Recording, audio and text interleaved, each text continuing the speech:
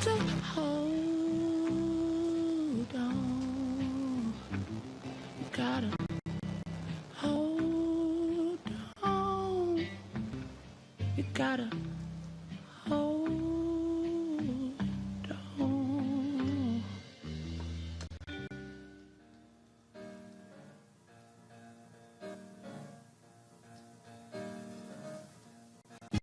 You better think about what you're trying to do to me. Think that your mind go let yourself be free. Let's go back, let's go way on, way back when. I didn't even know you couldn't have been too much more than 10. Just how I ain't no psychiatrist, I ain't no doctor with degrees, but it don't take too much time to see what you're doing to me. You better think about what you're trying to do to me. Yeah. Think that your mind go let yourself be free. Oh, freedom. And now, everyone, please welcome Jill Biden, Bill Cain, and Joe Biden.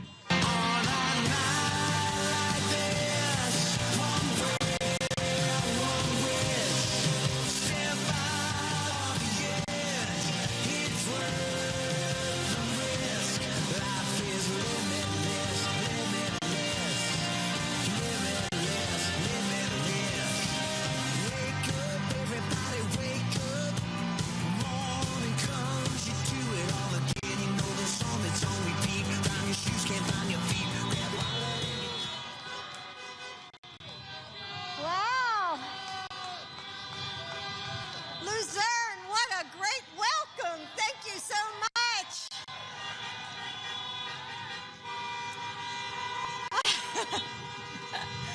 Thank you. Thank you.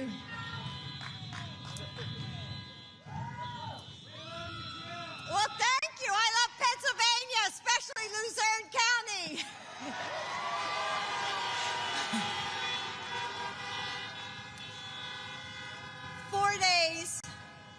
4 days after our son Beau's funeral, I watched Joe shave and put on his suit, and I saw him steel himself in the mirror, take a breath, put his shoulders back, and walk out into a world empty of our son. He went back to work as your vice president. That's just who Joe is. Joe has faced unimaginable tragedies, but his purpose has always driven him forward. His strength of will is unstoppable, and his faith is unshakable, because it's not in politicians or political parties or even himself. It's in the providence of God, in the potential of our country. His faith is in you, in us. Through it all, he learned how to heal a broken family. It's the same way you heal a country, with love and understanding and small acts of kindness, with bravery, with unwavering hope. Joe has spent his entire career listening and bringing people together. He will be a president for all Americans.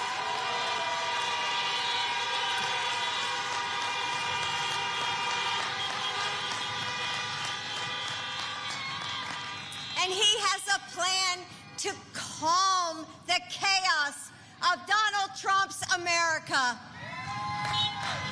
But he can't do it without you.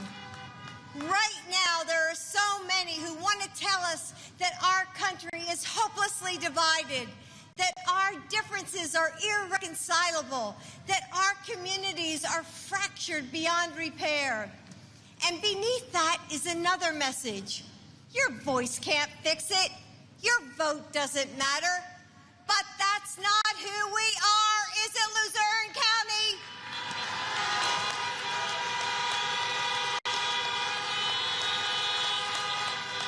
In this pandemic, we are supporting one another.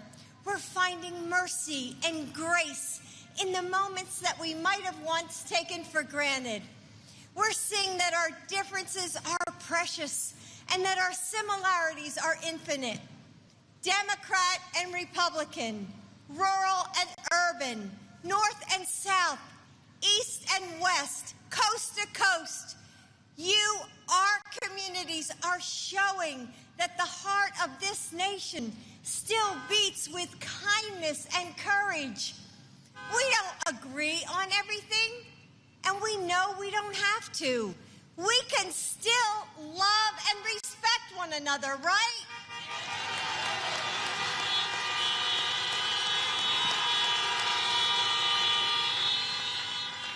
Now, as most of you may know, I'm a Philly girl, and I know that not all Pennsylvanians agree when it comes to Flyers versus Penguins, Eagles versus Steelers, Wawa versus Sheets, but there are two areas we can all be on the same page. Number one, we all want to see that we want to beat the Patriots.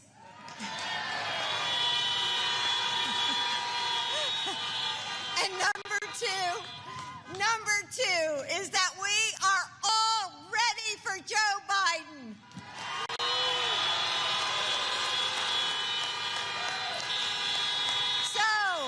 So Pennsylvania, are you ready to get this done? This is it. This is it. There are no do-overs. In this election, we have to believe that our communities are stronger than the challenges we face, because they are. We have to believe that our votes matter, because they do. And we have to show up right now, put our shoulders back, and work like we have never worked before. So will you join us?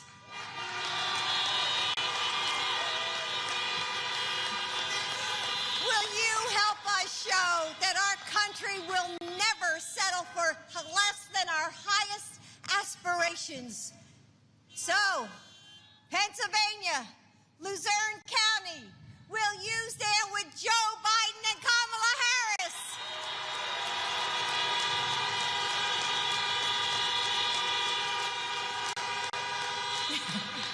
Because when you do, I just know we are going to win.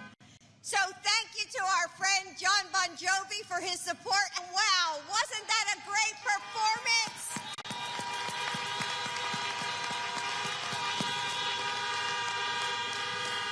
Thank you to all of you for showing up now when it matters the most. And thank you for your faith in an idea that's bigger than all of us. And that is that we will build a better nation, Pennsylvania, because we're going to do this together.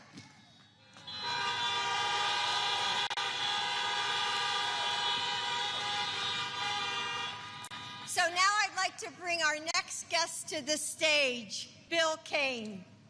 Bill, I often... Okay, thanks. Bill, I often say that educators are the best organizers. We know how to make something out of nothing. We fight for our communities, and we know when to use our teacher voice. And I know that you are proving me right today. So, Bill, my fellow educator, come on up.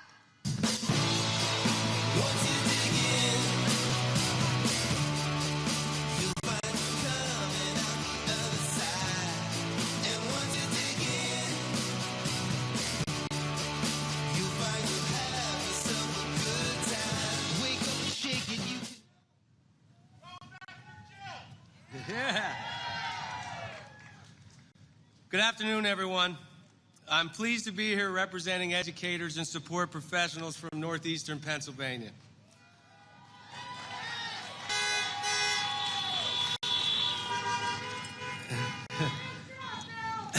I'm a proud member of the Pennsylvania State Education Association and a proud union member.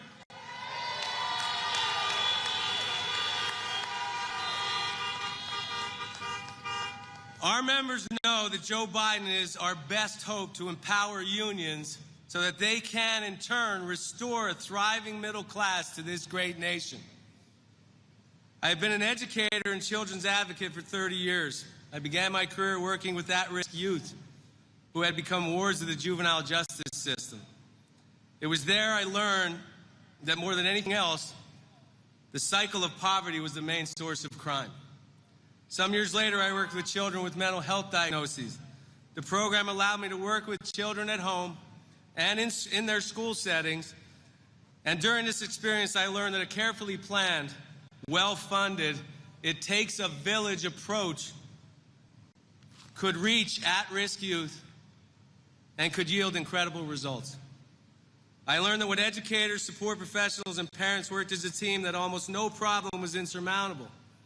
Later still, I worked for an alternative school that sought to transition students who had been placed into institutional settings and transition them back into their neighborhood public schools.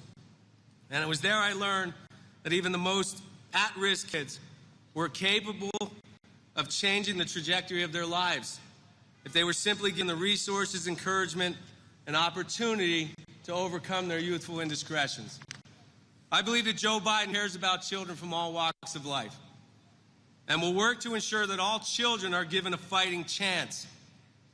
And after that, if necessary, he'll give them another chance.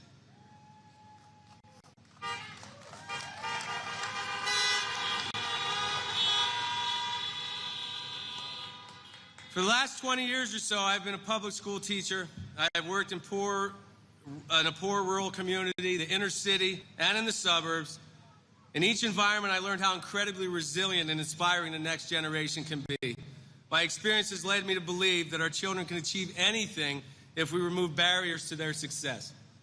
I believe that Joe Biden, as president, will offer the brightest among us the resources, technology, and programs to guarantee that American innovation will live on for generations. I believe Joe Biden will remove barriers to our children's success. Under the current administration, desperately needed funding would be redirected to elite private schools and for-profit schools. The most vulnerable among us will never benefit from these policies, but wealthy campaign donors might see their tuition bills reduced a bit. I believe Joe Biden will fight for additional funding for our most vulnerable children, children who would be denied the hope of an equal education if the current administration's plans come to fruition. Public education is important to me, but it should be important to all Americans. Public education allows children from all walks of life to hope for a better financial future, while at the same time fostering curiosity and nurturing outlets for creativity. Public education is the foundation of the American dream. It is the greatest engine of economic change in the history of our country and has helped to lift countless children out of poverty. Joe Biden has been a staunch supporter of public education throughout his entire political career. 2 months ago, I had the privilege of participating in a virtual town hall with Dr. Jill Biden. Dr. Biden is a respected educator who has not only seen firsthand the benefits of public schools, but has also witnessed the impact of inadequate school funding and legislation that hurts our students. Joe Biden will prioritize education and will equip teachers with the tools we need to help our kids learn and grow into successful, informed citizens. He is a true champion of public education. And he's a true champion for our students, and he will work to ensure that all children have access to high-quality public education. That is why I will vote for Joe Biden, and why every educator in America should support his return to national leadership.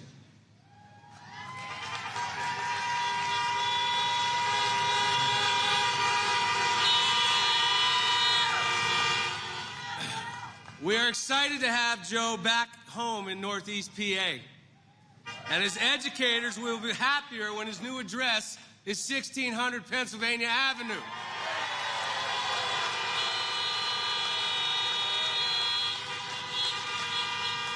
Ladies and gentlemen, it is my sincere pleasure to introduce the next President of the United States, Joe Biden.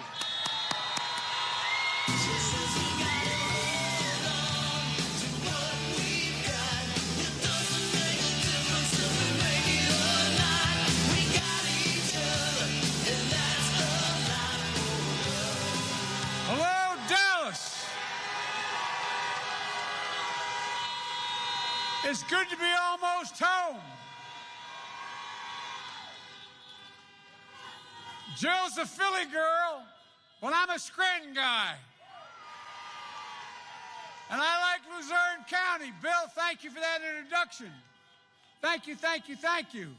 And you must be freezing out there. You don't even have a coat on, child. What's the matter with you? Jump in the car. Look, folks, I thank you for everything you do in the classroom, old buddy. You know, there's an expression. They always talk about the children. They're all our children. They're the kite strings that lift our national ambitions aloft.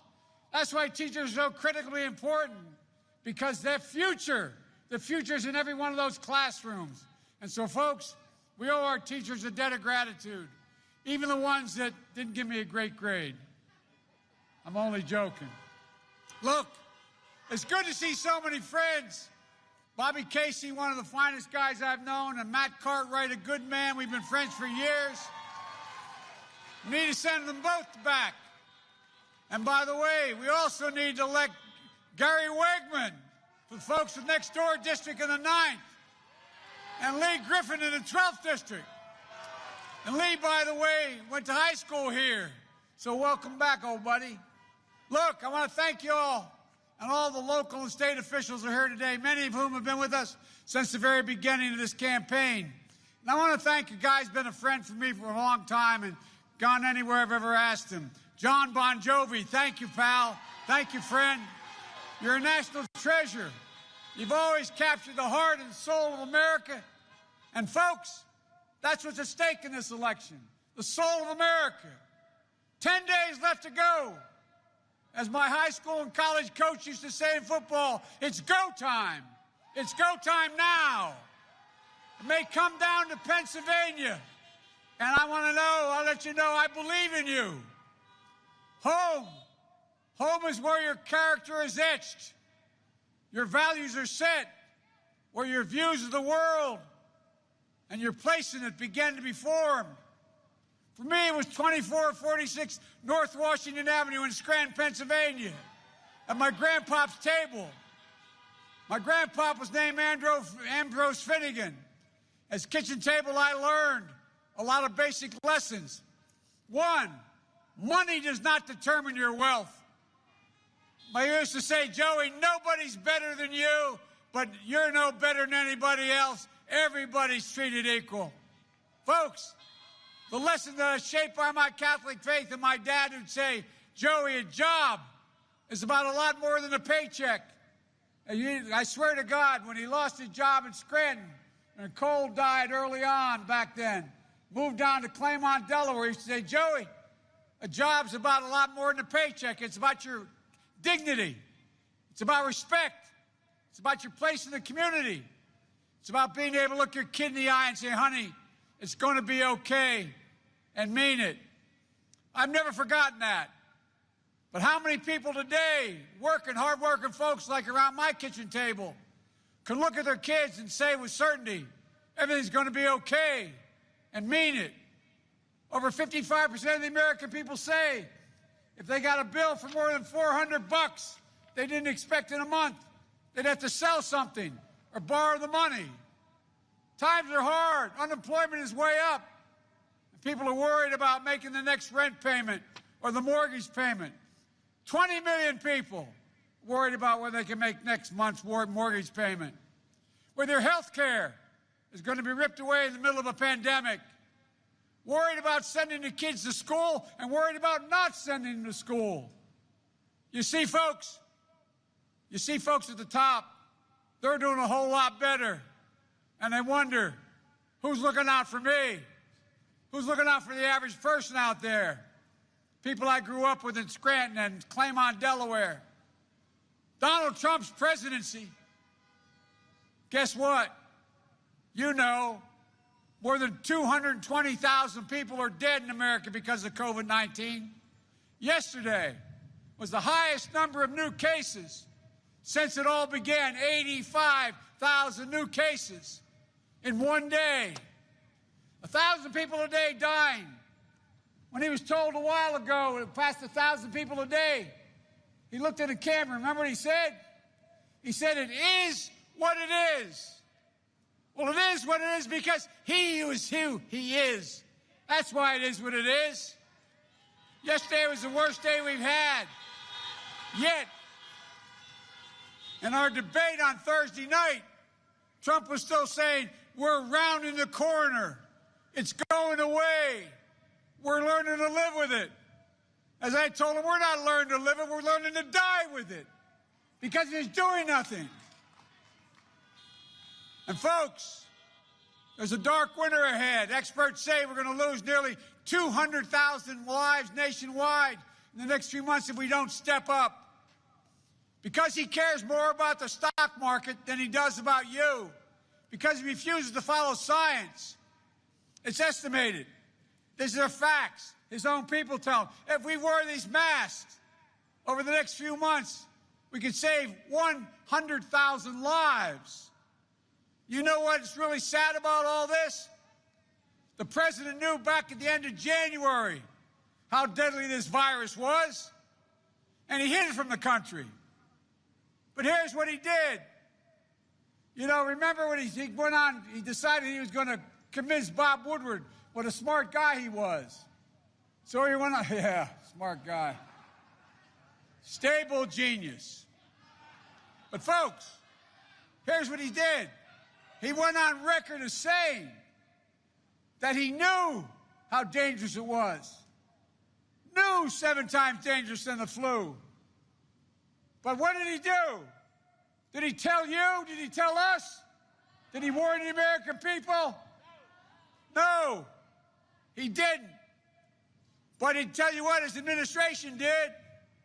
They gave Wall Street heads up, according to the New York Times. He didn't tell us, but they told his Wall Street friends. That's why they made so much money by, quote, selling short, because he knew what was coming. He sold us short. That's what happened. And then he tried to claim that he didn't want to panic the American people. The American people don't panic. Donald Trump panicked. And folks, he still had no plan.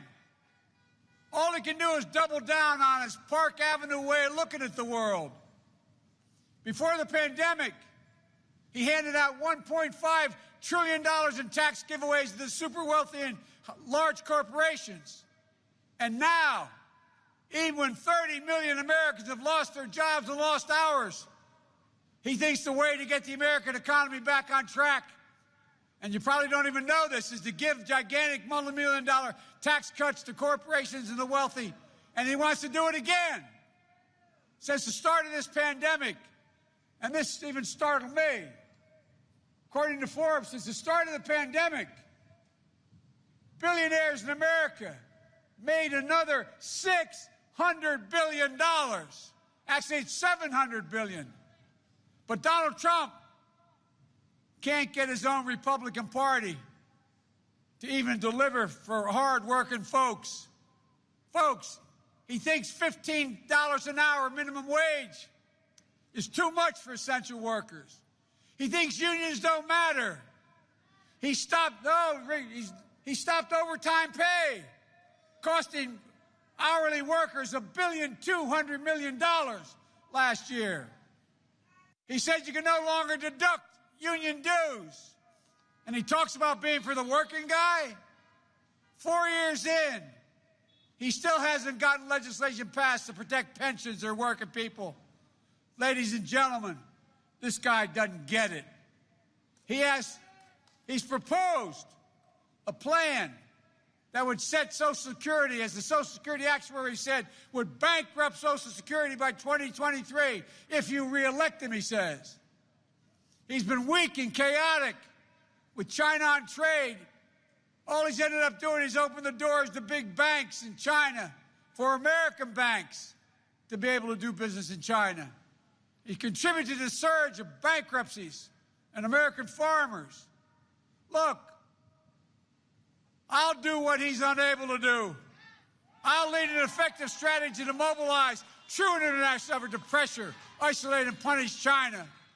Folks, We've lost more manufacturing jobs in Pennsylvania and across the country than any time in recent history.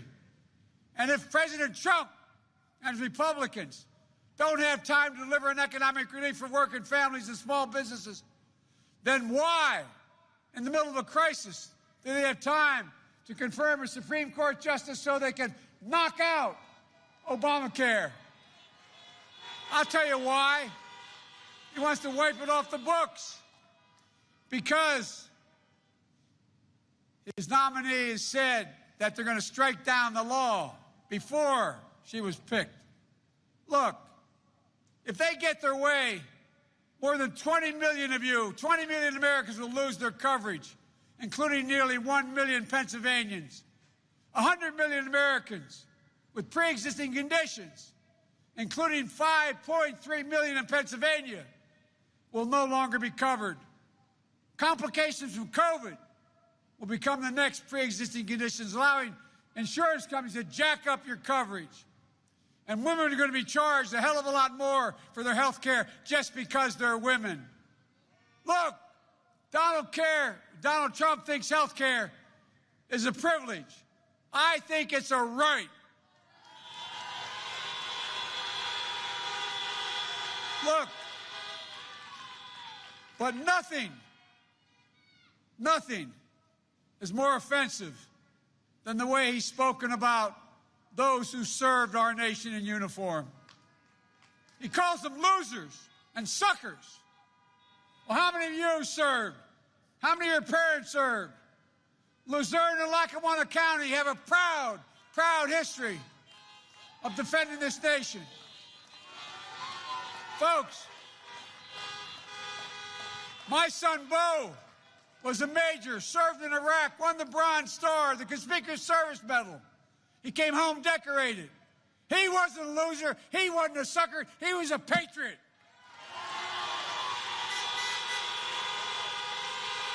Just like your sons and daughters, your parents and grandparents.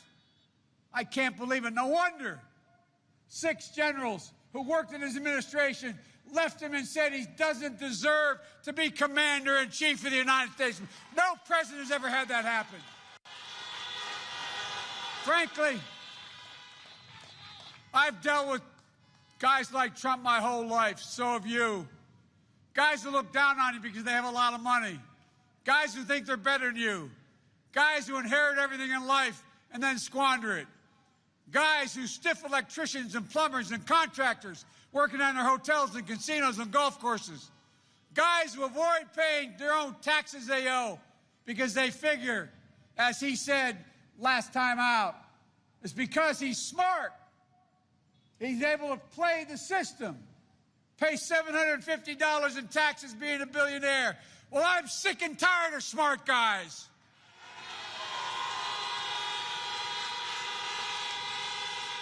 Well, they leave the rest of us to pick up the tab. Now we find Trump has secret bank accounts in China. I didn't make that up. That comes right out of the New York Times.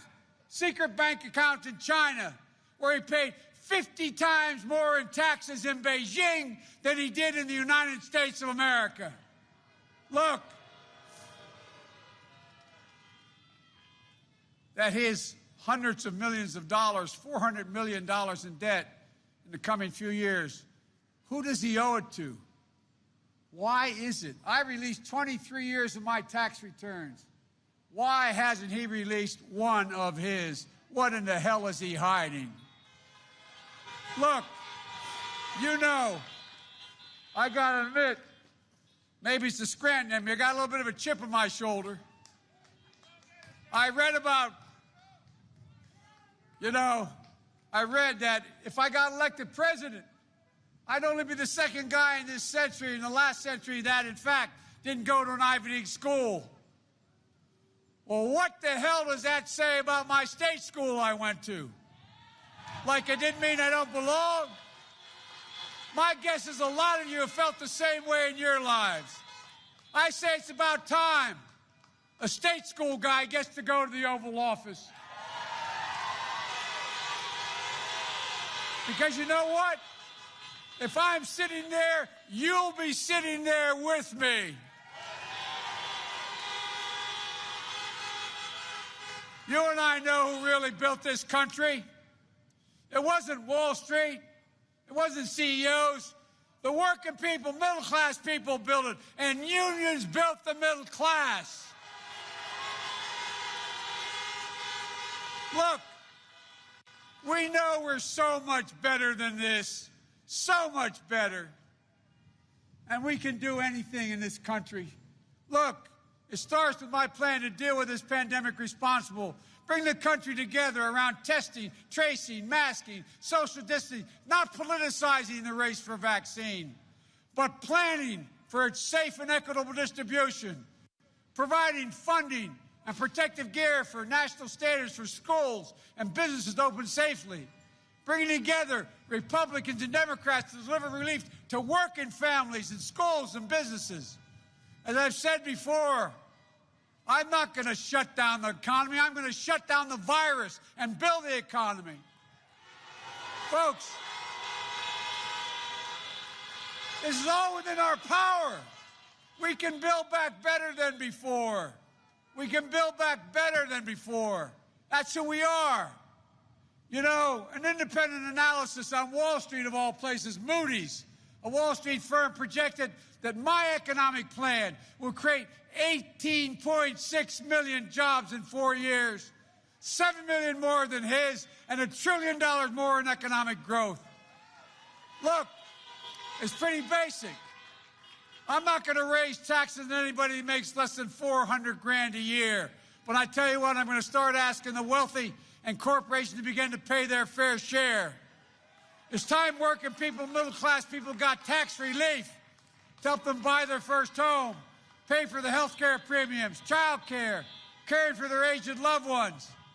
We'll do more than just praise our essential workers. We will pay our essential workers. We're going to make health care affordable for every American. We're going to build on the Affordable Care Act. Keep your private insurance if you like it, but make sure everybody, the 20 million people who got health insurance that they didn't have before because of it, are able to keep it. We're going to increase the ability for you to be able to have much lower drug prices. We're going to lower drug prices by 60%. You know how you do that? Just allow Medicare to negotiate drug prices. That'll bring them down by 60%. We're going to make sure you keep your prescriptions and pre-existing conditions. I'll protect your Social Security, Medicare. And if I keep going, you're going to freeze your fingers off.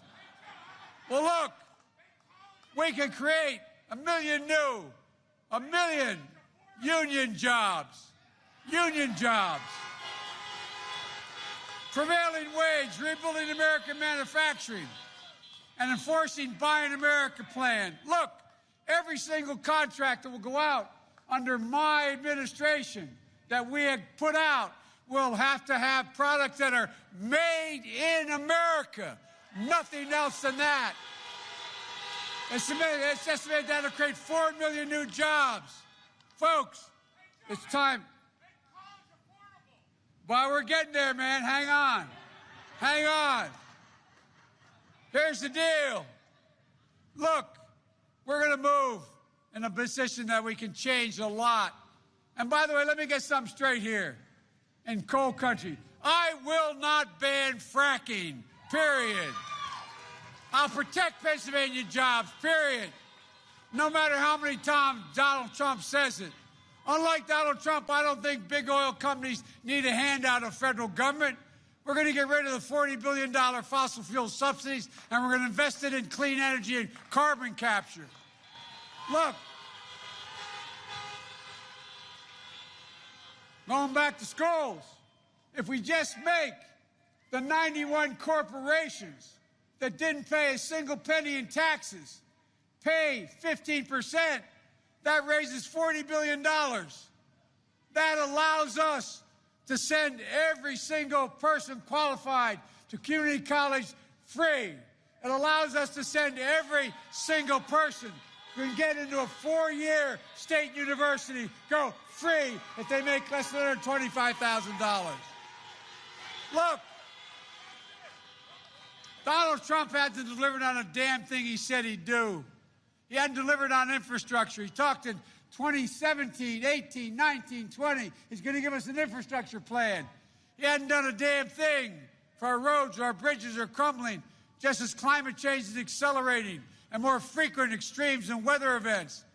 Not just wildfires in California and hurricanes along the coast, but here in Luzerne County, with flooding along the Susquehanna. We can do something about it, but we've got to come together, which gets me to the last part of this election. The stakes are high. Barack and I worked hard to earn and win your votes in 2008 and 2012. And I tell you what, it wasn't, I thought it was great to see him again out on the trail for me, quite frankly. But I understand why. Some people voted for Donald Trump. They believe they weren't seen or being respected or heard. Trump ran around saying he represents the forgotten man and woman in this country. I get it. But then he got elected and he immediately forgot the forgotten man. Remember what Donald Trump said when COVID hit? 200,000 deaths. He said if you take out the blue states with Democratic governors and just look at the red states with Republican governors, we're doing quite well. First of all, that's not true. And secondly, what in the hell would a president say? I'm not going to do anything for Pennsylvania or Michigan or Wisconsin, Democratic states. I'm only going to help red states. Where's this guy come from? Look, folks, I don't see the presidency that way. I don't see America that way. This has to change. It'll change with me. You know, you'll be seen and you're heard and respected by me. Our campaign is a broad coalition. It welcomes Democrats, Republicans, and Independents. If elected president, there will be no red states or blue states, only the United States.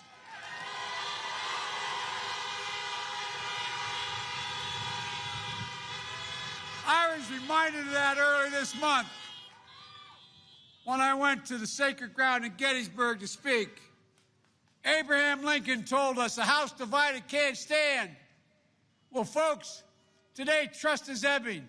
Hope seems elusive. Instead of healing, we're being ripped apart. I refuse to let that happen. I'm running as a proud Democrat, but I'll govern as an American president. I'll work as hard for those who don't support me as those who do. That's the president's job. A duty to care, a duty to heal. And you, too, have a sacred duty. That's to vote. It matters. Pennsylvania matters. So please vote. Get out the vote. Visit iwillvote.com/PA. Return your ballot as soon as possible. And make sure everyone you know does. Folks, you know, I'm more optimistic about America's future than I've been since I've been involved in politics. We're the only country in the world that's come out of every crisis stronger than we went in. There's not a damn thing America can't do when we decide to do it together. Folks,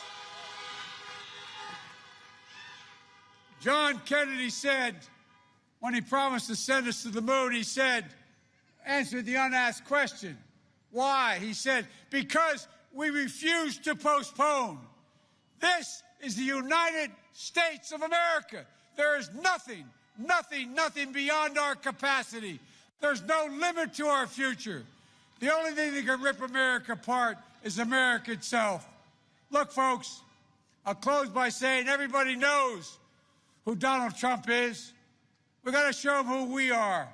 We choose hope over fear, unity over division, science over fiction, and truth over lies.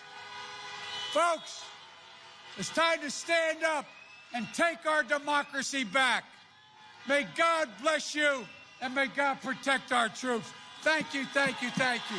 Go vote. Vote. Thank you.